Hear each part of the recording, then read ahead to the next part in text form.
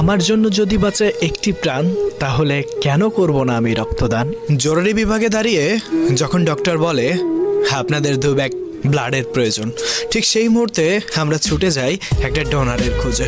একজন ডোনারকে কল করার আগে কিছু কথা মাথায় রাখবেন।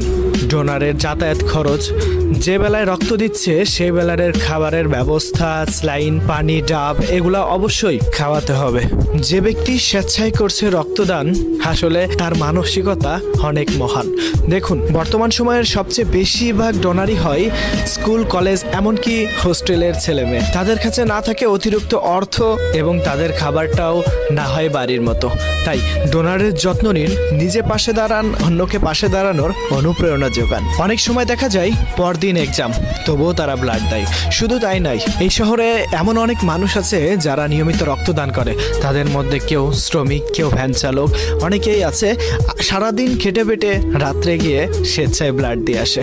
দেখুন, আমার আপনার 1 ফোঁটা ব্লাড তৈরি করার ক্ষমতা নেই, তবুও মানুষ স্বেচ্ছায় তার শরীর থেকে প্রায় 500 মিলি রক্ত ডোনেট করে থাকে।